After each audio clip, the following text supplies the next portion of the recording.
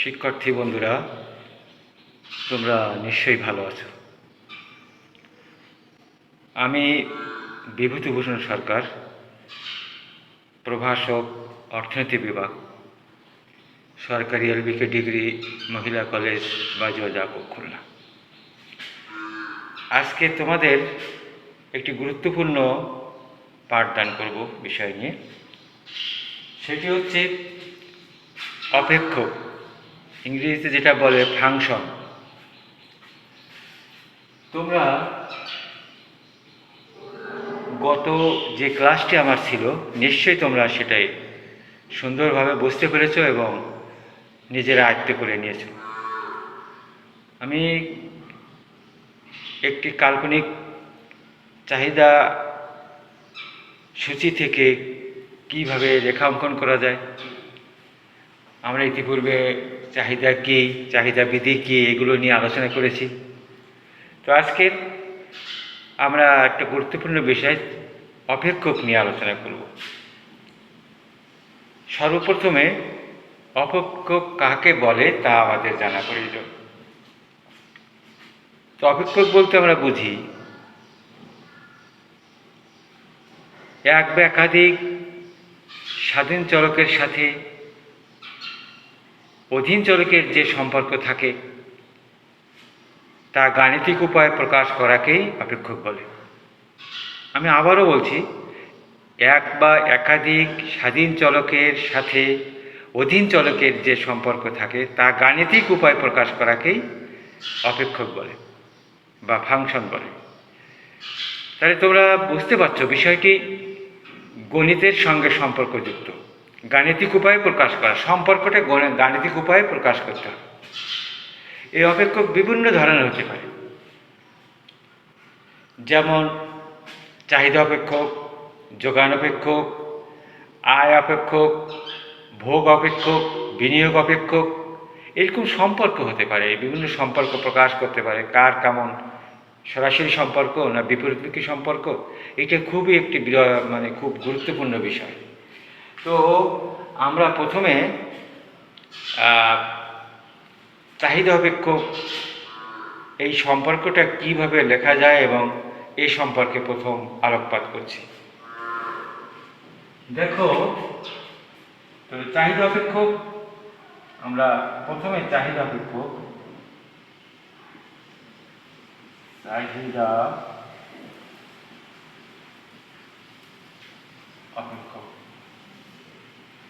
বা demand function প্রকাশ করলে কি হয়, dx = function of px।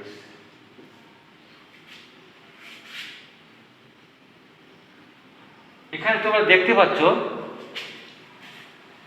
dx R px। dx হচ্ছে x দ্রব্যের চাহিদা পরিমাণ আর px হচ্ছে x দ্রব্যের দাম। গত ক্লাসে আমি বলেছিলাম চাহিদা সাধারণত বেশিরভাগ প্রেক্ষাপটে হচ্ছে দামের উপরে নির্ভর করে। অন্যান্য বিষয়ও আছে, তবে দামটি কিন্তু প্রথম। তো সেখানে x দ্রব্যের চাহিদা এবং x দ্রব্যের দাম, অর্থাৎ দাম আর চাহিদার মধ্যে কি সম্পর্ক, সেইটি আমরা গাণিতিক উপায়ে প্রকাশ করেছি। তাহলে এখানে dx সমান x দ্রব্যের চাহিদা আর px সমান x দ্রব্যের দাম আর f সমান ফাংশন। এখন দুই পাশে তোমরা দেখতে পাচ্ছ এই আমরা দুটি বিষয়, দুটি চলক, একটা স্বাধীন চলক, একটি অধীন চলক।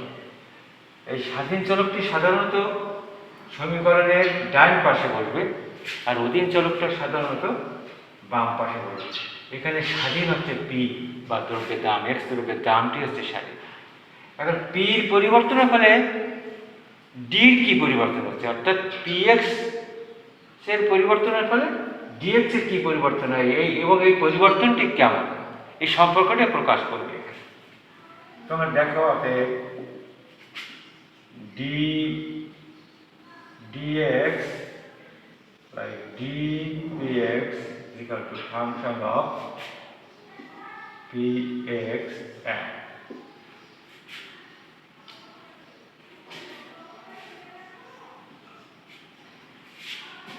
আমরা কোনো সংখ্যা বের করিনি, কিন্তু বিষয়টা আমরা অনুধাবন করতে পারছি।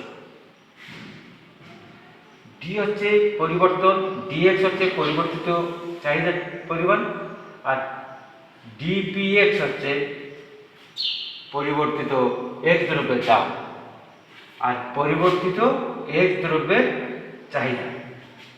ডিএক্স পরিবর্তিত এক্স দ্রব্যের চাহিদা আর ডিপিএক্স হচ্ছে পরিবর্তিত এক্স দ্রব্যের দাম। পিএক্স এর পরিবর্তন ফলে ডিএক্স এর কি পরিবর্তন, সেই পরিবর্তনটা আমরা এখানে দেখিয়েছি। দেখো সম্পর্কটা কি প্রকাশ পেয়েছে, এখানে কি শূন্য রয়েছে বা জিরো, জিরো ছোট এই সাইডটা। জিরো ছোট বলতে আমরা কি বোঝাচ্ছি, জিরো ছোট যখন আসে, জিরোর পরেও অনেকে জানো না তোমরা যে জিরোর পরেও কিন্তু সংখ্যা আছে। জিরোর ছোট -1, -2, -3, এইভাবে নেগেটিভ যে অঙ্কের ক্ষেত্রে এটা কিন্তু সংখ্যা গণনা করা হয়। তো জিরোর ছোট মানে কি, এর অর্থটা হচ্ছে নেগেটিভ, কিন্তু সংখ্যা যাই সব না কেন নেগেটিভ আসবে। নেগেটিভ আসা মানে কি, তাহলে আমরা কি বলতে পারি, এইটিকে আমরা বলতে পারি যে পিএক্স এর পরিবর্তনের ফলে ডিএক্স এর যে পরিবর্তন হয়েছে তা এই দুই পরিবর্তন হচ্ছে কি নেগেটিভ। নেগেটিভ অর্থাৎ ঋণাত্মক, বাংলা যেটা বলা হয় ঋণাত্মক হচ্ছে কি, যখন এই সম্পর্ক যখন ঋণাত্মক হবে তখন আমরা বুঝবো যে পিএক্স এবং ডিএক্স এর মধ্যে বিপরীতমুখী সম্পর্ক বিদ্যমান। পিএক্স অর্থাৎ এক্স দ্রব্যের দাম এবং ডিএক্স অর্থাৎ এক্স দ্রব্যের চাহিদার মধ্যে বিপরীতমুখী সম্পর্ক। বিপরীতমুখী সম্পর্কে কেমন, এক্স দ্রব্যের দাম যখন ঊর্ধ্বগামী হবে, 1 টাকা থেকে 2 টাকা, 2 টাকা থেকে 3 টাকা, 3 টাকা থেকে 4 টাকা, তখন দেখা যাবে কি দাম বৃদ্ধি পেলে চাহিদার পরিমাণ কমে যায়। আমরা চাহিদা বৃদ্ধিতে কিন্তু পড়েছি, তোমরা নিশ্চয়ই তোমাদের মনে আছে। তো দাম বৃদ্ধি পেলে চাহিদা কমে, আবার যদি দাম বৃদ্ধি পায় কমে যায়, যদি 4 টাকা ছিল আগে এখন 3 টাকা হয়েছে, 3 টাকা থেকে 2 টাকা হয়েছে, 2 টাকা থেকে 1 টাকা হয়েছে, এরকম যদি কমতে থাকে, যখন দ্রব্যের দাম কমতে থাকে তখন চাহিদার পরিমাণ বেড়ে যায়। এটা আমরা কিন্তু এই পরিবর্তনটা এইভাবে আসে। তো যাই হোক, এখানে যে পরিবর্তনটা আসছে, দুটির পরিবর্তন আসলে দাম বাড়ুক বা কমুক, দাম ও চাহিদার মধ্যে বিপরীতমুখী সম্পর্ক বিদ্যমান, এই দ্বারা আমরা বোঝাচ্ছি। তাহলে আমরা চাহিদা অপেক্ষকটি সুন্দরভাবে এখানে গণিতের মাধ্যমে প্রকাশ করতে পারি। তবে আমরা এখানে বলতে পারি যে ডিএক্স ডিপিএক্স এর পরিবর্তনের ফলে ডিপিএক্স এর পরিবর্তনের ফলে ডিএক্স এর যে পরিবর্তন হয়, এই দুই পরিবর্তন হচ্ছে ঋণাত্মক।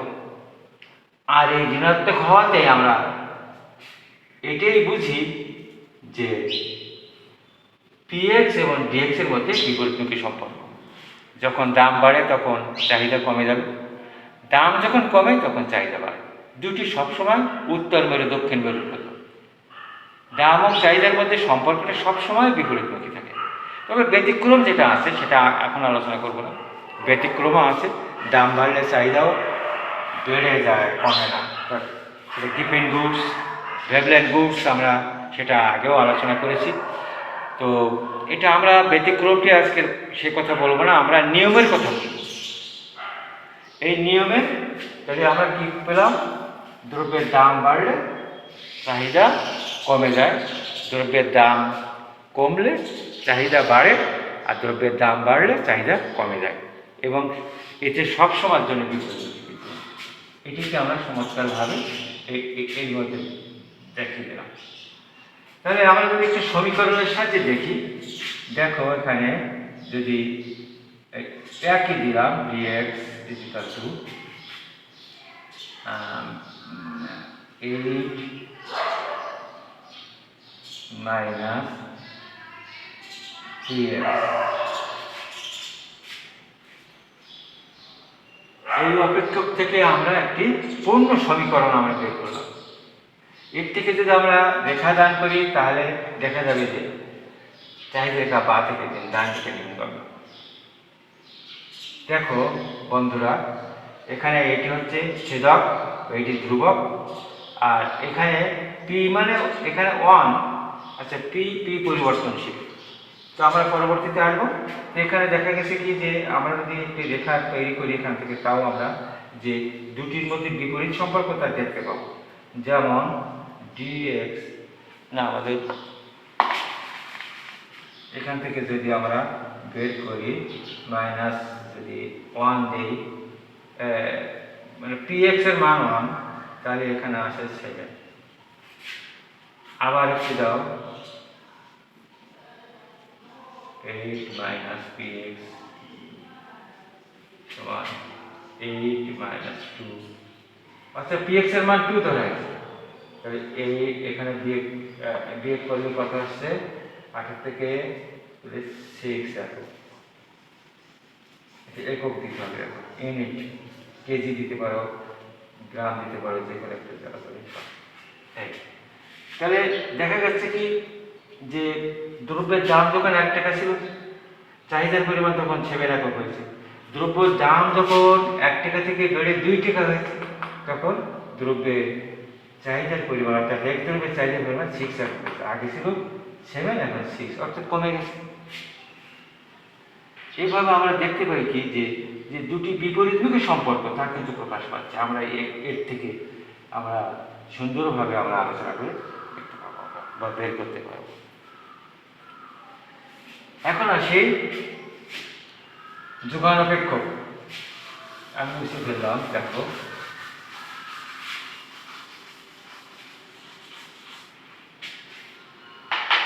যোগান অপেক্ষক।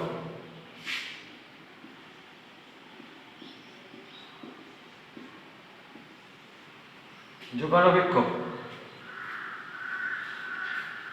তাহলে আমরা এখানেও কিন্তু একাধিক স্বাধীন চলকের সাথে অধীন চলকের যে সম্পর্ক, তাকে আমরা সেই সম্পর্কটাকে যদি গাণিতিক উপায়ে প্রকাশ করাকেই আমরা যোগান অপেক্ষক বলব।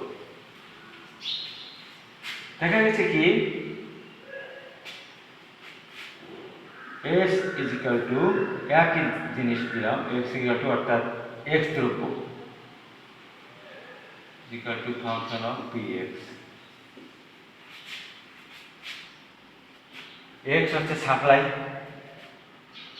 কোন দ্রব্যের সাপ্লাই? x দ্রব্যের সাপ্লাই। তোমরা শুধু যদি s is equal to function of p দাও তবুও কিন্তু হবে, কোনো নির্দিষ্ট কোনো দ্রব্য এখানে মেনশন করে থাকে না। তবে এখানে আমরা x দ্রব্যের যোগান আর x দ্রব্যের দাম কি হয় এবার দেখি। আগের কথা সেই একই, dsx বাই dpx সমান সমান ফাংশন অফ px। এখানে আমরা এই পরিবর্তন কিন্তু এই ড্যাশ দিয়ে একটা পরিবর্তন আসছে, px এর পরিবর্তিত রূপ। কিন্তু কি হচ্ছে এখানে এই সম্পর্কটি সাধারণত 0 বড়, অর্থাৎ গ্রেটার দ্যান 0। আগে ছিল লেস দ্যান 0, এখন গ্রেটার দ্যান 0। তাহলে এর থেকে আমরা বুঝতে পারি কি dsx বাই dpx এর মান কি হয়েছে, এটা এই মানটা কি হয়েছে 0 বড় মানে কি, 0 বড় মানে 1 2 3 4 5 6 7 8 9 10 এভাবে অনন্ত অসীমভাবে গেলে যাওয়া যায়। তো সব পজিটিভ, কিন্তু এই জন্য 0 বড় অর্থাৎ 0 বড়কে আমরা বলবো যে পজিটিভ। এই পরিবর্তনটি কি হয়েছে, পজিটিভ হয়েছে। আর এই পরিবর্তন পজিটিভ হয় আমরা বুঝবো, এখান থেকে আমরা বুঝবো সম্পর্কটা কি, এই দুটির সম্পর্ক কি। তাহলে px এর পরিবর্তন হলে x এর পরিবর্তন হয়। এর পরিবর্তনটা কেমন? পজিটিভ, অর্থাৎ px ও sx এর মধ্যে পজিটিভ বা ধনাত্মক সম্পর্ক। কেমন একটু আলোচনা আসি। px এর দাম যদি, অর্থাৎ x দ্রব্যের দাম বৃদ্ধি পেলে x দ্রব্যের যোগানও বৃদ্ধি পাবে।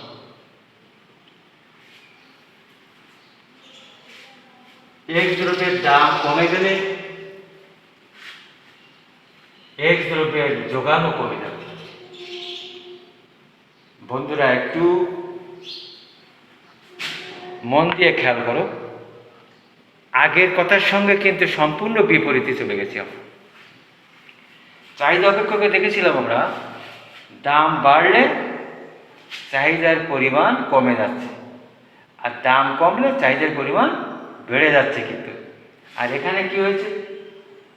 দাম বাড়লে যোগান বেড়ে যাচ্ছে, দাম কমলে যোগান কমে যাচ্ছে। তাহলে আমরা px এবং sx এর মধ্যে সরাসরি সম্পর্ক আমরা এটা মানে জোর করে বলতে পারি। অর্থাৎ x দ্রব্যের দাম বাড়লে x দ্রব্যের চাহিদা যোগান বেড়ে যাচ্ছে, x দ্রব্যের দাম কমলে x দ্রব্যের যোগান কমে যাচ্ছে। তাহলে দাম আর যোগানের মধ্যে সরাসরি সম্পর্ক, অর্থাৎ পজিটিভ সম্পর্ক। এর থেকে যদি আমরা দেখো একটি সমীকরণের মধ্যে এই যে প্রমাণটা প্রুফটা করছি আমরা, যেমন s ইজিক্যাল টু, এখানে 10 দিতে পারি, 10 প্লাস টুয়াইস p দিতে পারি, বাট এখানে px ব্যবহার করবে যেটা আমরা দিয়েছি। এখান থেকে আমরা বের করি, দেখি কি হচ্ছে। 10 প্লাস 2 প্লাস 1 ইন্টু 1 প্লাস, এটি গুণ, কিন্তু এটা গুণ, এটা 2 একে 2, 10 আর 2 12 একক। আবার আরেকটি যাকে দেই, 10 প্লাস টুয়াইস px, এখানেও 10 প্লাস, তুমি আগে ছিল দ্রব্যের দাম 1 টাকা ধরেছি, px এর দাম 1 টাকা ধরেছি, x দ্রব্যের দাম 1 টাকা। আবার এখানে যদি দাম বৃদ্ধি করে দাও, এখানে 2 টাকা দিলাম, এখানে 2 টাকা দিলে এখানে একটু মিস্টেক হয়েছে। হ্যাঁ ঠিক আছে, ঠিক আছে। দেখা গেছে কি এখানে 10 প্লাস 2, এই 2 দিলাম, আর এই জায়গাটায় অর্থাৎ 2 টাকা। আগে যদি 1 টাকা ছিল দ্রব্যের দাম px এর মান, এখন সেই px এর মানে px এর জায়গায় 2 দিলাম, অর্থাৎ কি আরেকটি টাকা কিন্তু বেড়ে গেছে। তাহলে আবার কি পাবো দেখি, 10 প্লাস 2 মানে 4 বা 4, তাহলে 10 আছে।